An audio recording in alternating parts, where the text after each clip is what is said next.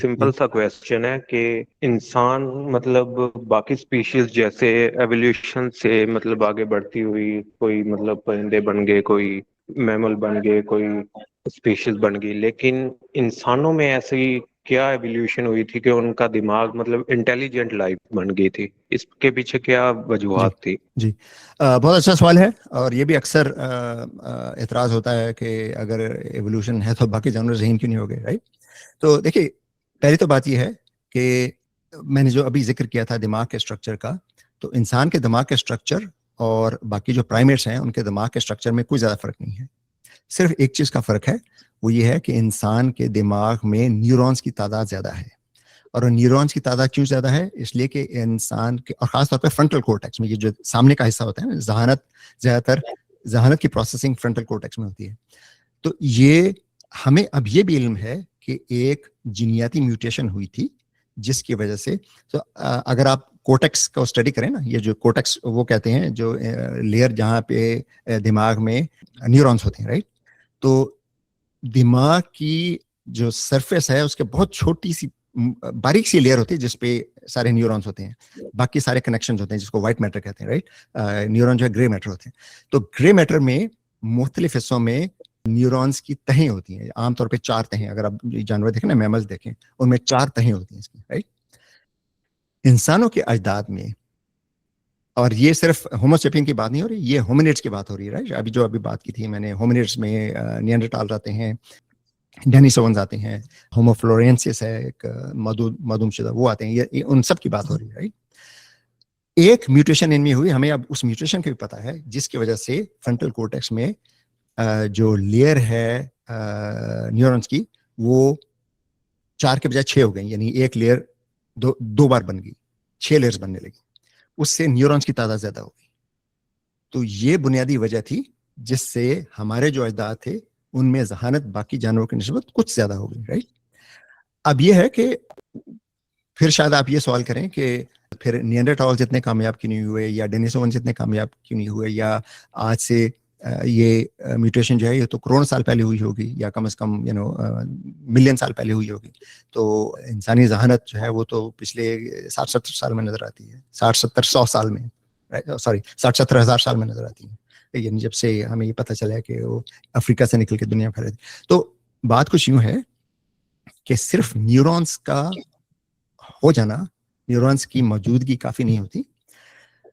दिमाग इंसान के जिस्म का सबसे ज्यादा पावर हंग्री स्ट्रक्चर है, यानी इंसान के दिमाग का 1% से भी कम हिस्सा है दिमाग, सॉरी, इंसानी जिस्म का 1% से भी कम हिस्सा है दिमाग, राइट?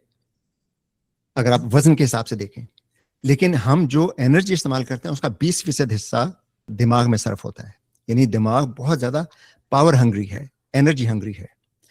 दूसरे लफ्जों में दिमाग को काम करने के लिए बहुत ज्यादा एनर्जी दरकार होती है। अब हमारी जो 110-20 लाख साल पहले के जो हमारे अजदाद थे, जब वो जंगलों में रहते थे, जब वो हंटर गैदरर्स थे, तो कभी इतनी खुराक ही नहीं मिलती थी कि उनकी जिस्मानी जरूरत पूरी हो सके। अक्सर फाकों में रहते थे। ये सिर्फ इंसानों की नहीं, बाकी जानवरों की भी, जंगली जानवर, उनमें ये एक फैक्ट है कि वो ज्यादातर फाकों में रहते हैं, उन्हें खुराक बहुत कम मिलती, क्योंकि कोई गारंटी नहीं होती, राइट?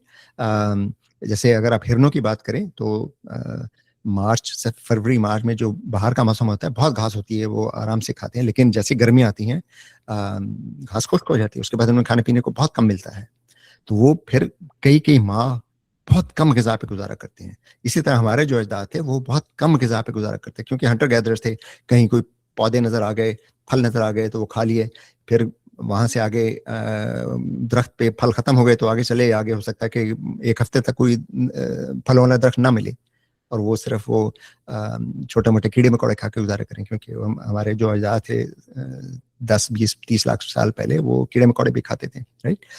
तो उनके जिस्म को कभी इतनी खुराक नहीं मिलती थी कि दिमाग को वो एनर्जी मिल सके जिससे दिमाग में जो प्रोसेसिंग है वो हो सके, राइट? सिर्फ लेयर्स का बन जाना काफी नहीं है, उसको एनर्जी, मुसलसल एनर्जी चाहिए।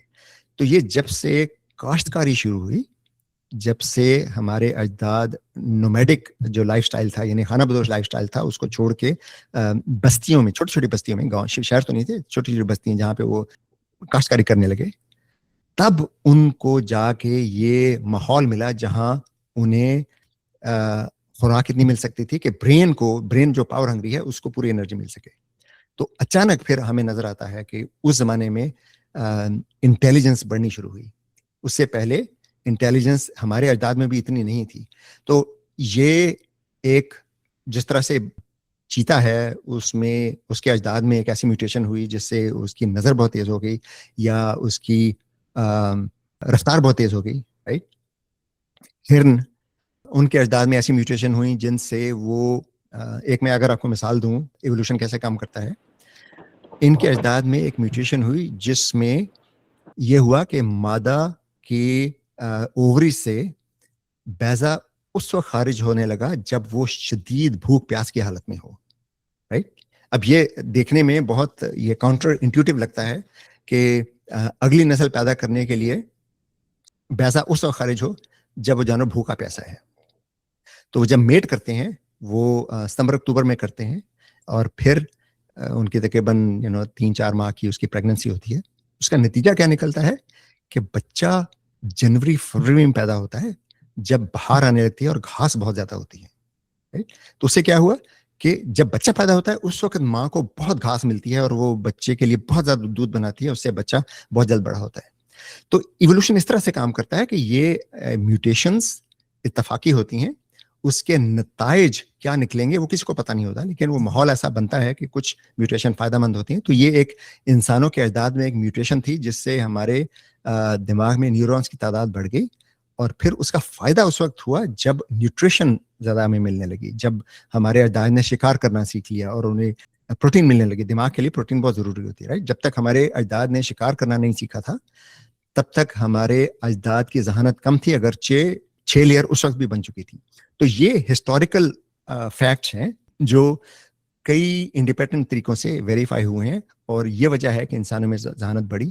لیکن اب ہم جانتے ہیں کہ جو سمندری میملز ہیں ان میں مختلف وجوہات کی بنا پر جو انسانوں کے جو ہسٹری سے بہت مختلف ہیں ان میں بھی بہت زیادہ ذہانت ہے. وہ اب ٹولز کا استعمال نہیں کر سکتے اس لیے کہ ان کے ہاتھ ایسے ڈیکسٹیریٹی نہیں ہے جیسے انسانوں کیونکہ ان کو تیرنا تھا. رائٹ. تو ان کے جسم کا اسٹرکچر ایسا بنا کہ ان کے جسم میں ہاتھ پاؤں کی ڈیکسٹیریٹی کم ہوتی گئی لیکن اسی طرح ان کی ذہانت بڑھتی گئی. اور آپ کو پتا ہے کہ ڈولفنز اور ویلز انسانوں کے بعد شاید دنیا کے ذہین ترین جانور سمجھے جاتے ہیں کیونکہ ان میں وہ بنیادی چیز جو فرنٹل کورٹیکس ہے وہ پہلے سے موجود تھی. اس میں ایسی میوٹیشن ہوئی جس سے فرنٹل کورٹیکس ان کی بہت بڑھ گئی. ڈولفن کی فرنٹل کورٹیکس جو ہے وہ اگر آپ وزن کے حساب سے دیکھیں تو انسان سے زیادہ بڑی ہوتی ہیں لیکن اس کا زیادہ حصہ جو ہے وہ آپسی کمیونیکیشن کے لیے اور پلاننگ کے لیے جو وہ ایک دوسرے سے پلان کر کے شکار کرتی ہیں اس پہ ہے. وہ ٹیکنالوجی ڈیولپ نہیں کر سکتی اس لیے کہ ان کے ہاتھ پاؤں نہیں ہیں. تو یہ مختلف جانوروں پر مختلف انواع پر مختلف تبدیلیاں ہوئی اور پھر ان کے پہ سلیکشن پریشر مختلف تھے. اس کا نتیجہ مختلف ہوا. تو ہم ذہین اس لیے ہیں کہ ہمارے اجداد میں ایسی میوٹیشن ہوئی جس سے برین میں فرنٹل کورٹیکس میں نیورونز کی تعداد بڑھ گئی.